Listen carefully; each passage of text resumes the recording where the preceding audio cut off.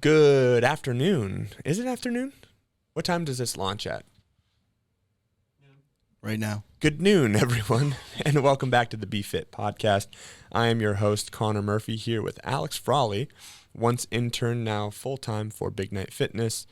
If you guys are in Boston, you may see Alex at some of our in-person events with Big Night Fitness. He does everything from behind the scenes, making sure that everyone gets the opportunity to host a class at any of our venues, and also making sure he is on site, making sure everything runs smooth. Super happy to have him working with us and then also on the podcast. Thanks for joining us, Alex. Happy to be here. Thank you for having me.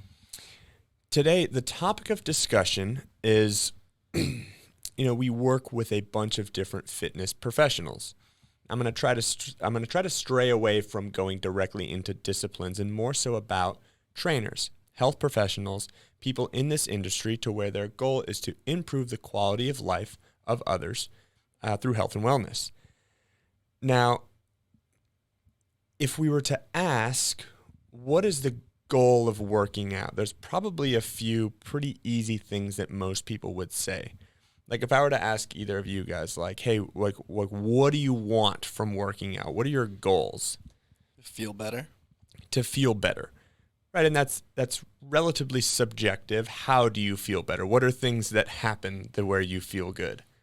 Bigger muscles to start. Bigger muscles. Okay, that's one thing. Increased muscle density.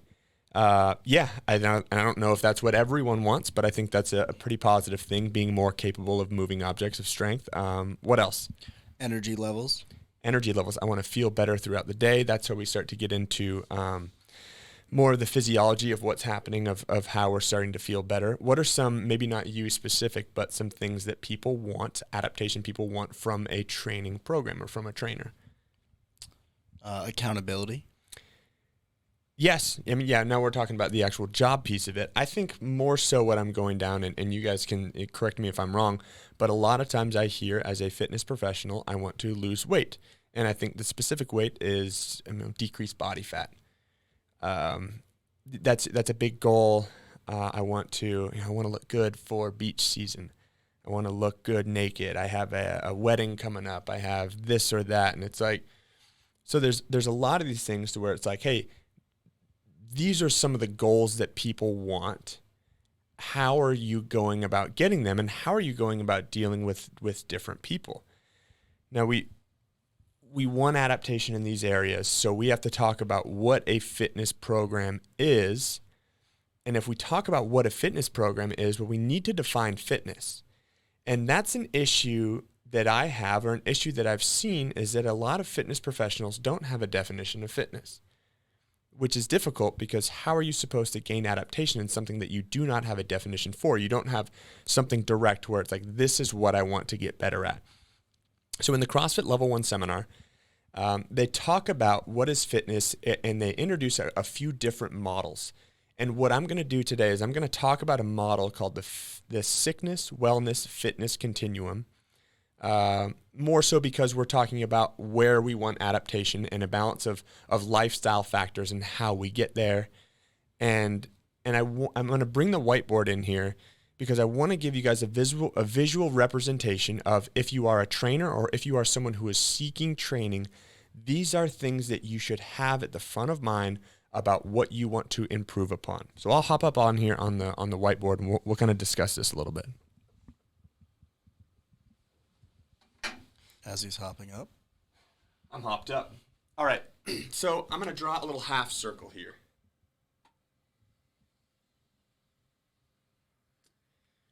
I earlier called it a continuum, and Hurley was like, you mean a half circle? It's a continuum. So this is going to be our sickness, wellness, fitness continuum. So we have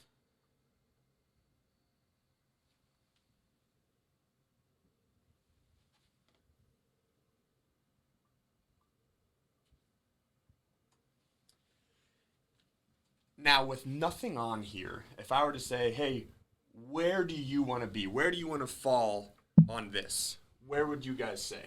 Fit. Definitely fit. Hurley, how about you? Okay, no, you don't want to be sick. Yeah, everyone wants to be fit, but right now it means nothing. If we haven't defined anything, what does it mean to be fit? What does it mean to be well? What does it mean to be sick? We can talk about a vary of different things, essentially anything we can put and plot on this continuum to figure out, but we have to start to set a standard. So I think if we start working towards like medical biomarkers, we can start to place these on here to get an idea of what I'm talking about from adaptation in this area. So let's talk about blood pressure, right? You go into the doctor's office after they measure your height, they measure their weight, and then you get that thing around your arm, right? So when you go into the doctor, let's say he or she says, you got a blood pressure of 120/70.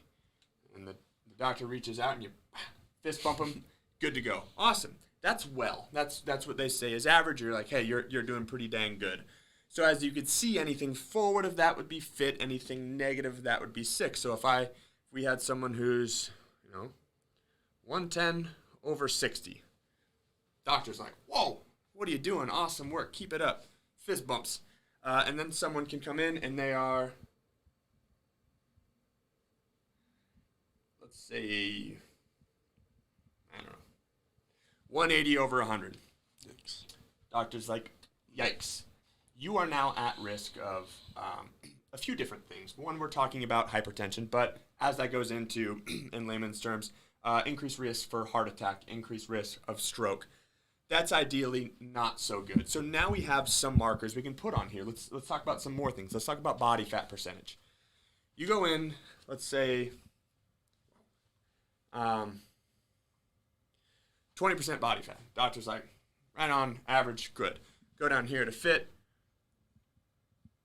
10%. And yeah, I'm talking about both males and females here. A lot of times in CrossFit training with the diet and exercise, people can be at 10% body fat with regular menstrual cycles if that's what you're going down. We've seen it. It's happened. If you want to get wrapped around the axle, just pretend I didn't say anything about body fat percentage, but you know where we're going with this. Someone who is 30% of above, we're struggling, right? It's not ideal.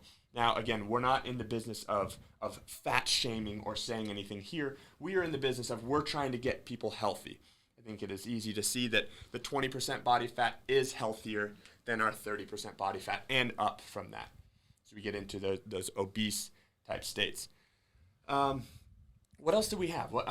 Resting heart rate. What is your resting heart rate, Alex? About 75, 80. Alex is kind of right on here, 75 to 80 beats per minute. Alex also works for the VIP team, so sometimes he's out partying a little bit. Who really knows what it is? But 75 to 80, I would say, is a little bit less than well. If you're at, let's say, less, around 70, well, Just throw incredible athletes. Also have a whole mess of sleeping issues, and so factor that in as well. It is what it is. All right. And now we can go back to if you are, let's say, 100 beats per minute, we need to change that. That's going to be an issue. And I can take every single biomarker and I can put it on this fitness, wellness, sickness continuum to say, hey, how are we doing here? Now, what we can also do is we can take actual physical challenges, things that you want to do well at in the gym, and I can plot them on here. For a simple concept, let's talk about deadlift, because we do it every day. Whether you're doing it with a barbell, a kettlebell, or you're picking up the pen off the ground, that's a deadlift. If you can deadlift your body weight, dab, nice job. If you can deadlift 2 times your body weight, wow, rocking. Males and females, met people that can deadlift 3 times their body weight. Absolutely incredible feats of strength. We mark it on there. And then here, if you can't deadlift half your body weight, we're struggling a little bit. Because think about that in a capacity standpoint. If you do not have a capacity to pick something up off the ground, let alone your own body weight, life doesn't care what your training looks like. Life is going to demand whatever it wants out of you. So by having a capacity, you are much better set than being down at those lower areas. What else? Let's talk about a mile run. What do you think an average mile run would be? Maybe like 6:30. Okay, 6:30 average. What kind of average people are we talking about here? Clearly, I have no. Because there's a bunch of people in the office who are going to be deeply offended 8 minutes? by it. I'll go with 8 minutes. Again, I'm not the one saying yes or no to these things, but if you run an 8-minute mile, we're probably doing all right. If you're running a 6 or less minute mile, less than 6, you're ripping. And if it takes you 12 plus to run a mile, again, not ideal. So what we can do, and again, I can have 1,000 examples. I challenge you guys to go home, do something like this, write all of these things down on the board to say, where are we in the scale of sickness, wellness, and fitness? And really, this is just a characteristic, it's a judge of our balance of lifestyle factors, what you're doing inside the gym, but also what you're doing outside of the gym, what your supplement regimen is, what your nutrition, regimen is. Whatever you're doing for that, it's going to be affected here. Now, this isn't the main point of it. The main point of this is when we talk about what is fitness, or when we talk about working with a fitness professional or doing a discipline of fitness, our goal needs to be moving every single one of these markers in the direction of fit. And the fittest person will have all of their markers as close to fit as possible. You could even, in a simple scale, with it, removing this from a definition of what is fitness, you could say the fittest person has all of their characteristics going this way and staying at the highest point here. Because if someone had all of these markers here and someone had all of these markers here, this person is going to be fitter by definition, by a slight bit of our definition, what we learn the CrossFit Level 1 seminar. That's where we want to be. I don't think anyone's going to argue that. Now, as long as your program is moving people in that direction, you are headed to the right goal of fitness. That's why it's so important to track these things. No, you don't have to go to the doctor once a week, get your blood drawn, and get all this stuff done. But once every 6 months, I challenge you, if you're going on a new fitness endeavor, do the medical biomarkers, do the physical markers of any sort of exercise that is measurable, observable, repeatable. And then if you're, if all of your X's are around here, boom. And then you're starting this training program for 6 months or more, and all of your markers now all of a sudden are over here. Well, fuck yeah. Now we're moving in the right direction. It's relatively simple. And here's why this is so important. Because fitness, or having all of your markers at fit, is a hedge against sickness.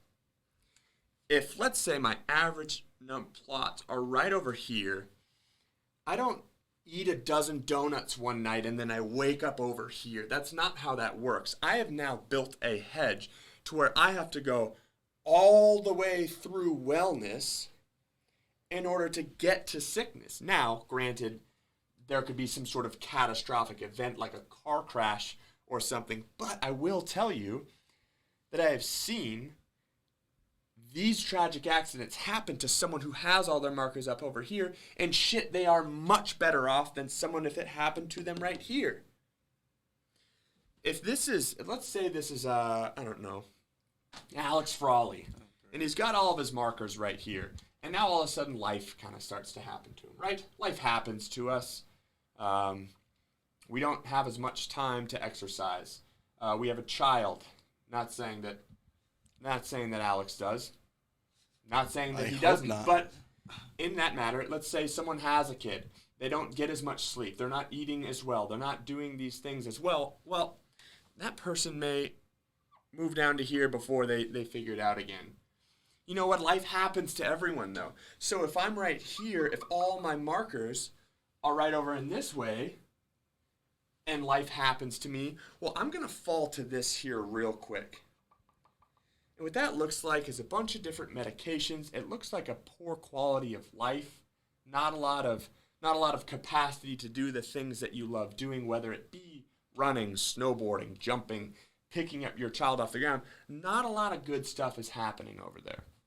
So we need a fitness program to drive adaptation towards fit.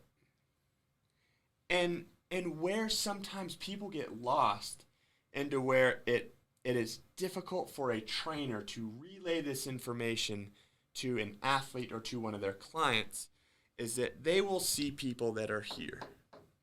They will see people that are there that have been doing fitness and have been dedicated to improving on all of these things, and they see that person say, hey, I'm going to, I had a great workout today. I'm going to eat a McDonald's, triple Big Mac or whatever that they serve there. And I'm going to eat a bunch of nuggets. I'm going to do this. And then someone who's here, they say, well, I've been working out the last couple of days too. So, Billy Badass is over here and he's going to eat the McDonald's. So I should too. And it's like, it's very difficult for trainers to say, no, you actually haven't earned that. You haven't. Right? Because you're sick. And all of these, and it's hard to tell someone that. I have a client that I'm working with. I won't name his or her name. But the doctor is like, you are at a stroke level blood pressure. At any point in time, you could have a stroke. You could have a heart attack. Like, things are not looking good. And then they get a week of working out, and it's like, oh, I'm going to drink wine and do all this because of this. And it's like, no, you're not here yet. Make some realistic goals to get yourself over here before you start giving yourself bullshit rewards because you think you've worked hard for a week. Is that tough to hear? Yeah, it is. It is, but it could be life-saving. It could be life-changing and life-saving to make sure that people's markers are moving in the right direction or to a place that they now have a little bit of a hedge against sickness. So now next time, if you have your biomarkers here and you're at a birthday party and someone cuts off a little slice of cake and is like, do you want some? You don't have to smash it in their face and karate chop them and be like, no, my biomarkers aren't here. But you need to think about this type of stuff. Are you willing to make realistic goals to get yourself here so that you can live a healthier life, live a longer life, continue to compound and compile all of these areas to where we want adaptation to get these better and stronger numbers. We want to lose weight. We want to increase muscle mass. It's like it depends on where you are in the scale as to how much you get to kind of mess around. Now, I'll sit down. I kind of went on a little bit of a soapbox there. I got a little hyped up. We're gonna bring it back down. We love it though. Passion. It is passion, and it's passion not because I want to be the tool douchebag that says, hey, I'm fit because I've done a lot of this stuff, because I've made a lot of sacrifice, because I weighed and measured my food for years in hopes and dreams to compete in the CrossFit Games, and I've trained myself to, be XYZ. I can do this stuff you can't. That's not what I want, and it's because I've seen. We can go into it later of what we're doing in order to increase our biomarkers or to move ourselves from sick to fit. We can talk about that stuff, but if that's not on every trainer's mind or a front-facing goal, the fuck are you doing? Exactly. If everyone had a super specific goal, that may not be as important. If someone came up to you and they said, my goal is to be the strongest human being on earth. I don't care about anything else. I want to be the strongest human being. I'm willing to beg, borrow, and steal from every other adaptation, from cardiorespiratory endurance, from flexibility, from all of this stuff, because I want to deadlift 1,000 pounds. Well, the diet's going to look a little bit different than someone who just wants to be fit or wants to improve their quality of life. And the pharmaceutical regimen will probably be a little bit different as well as how many calories they're eating. Like, I understand, let's not get wrapped around the axle about the exception. Let's focus on the rule here. Trainers need to be focusing on this stuff. And no, you have to know your scope of practice as a trainer as well. You're not one, if someone comes in and they say, My doctor says that I am a type 2 diabetic and this is how much insulin I need to be on. You don't, as a trainer, get to say, that's bullshit. Here's what I'm going to do for you, because that's medical malpractice.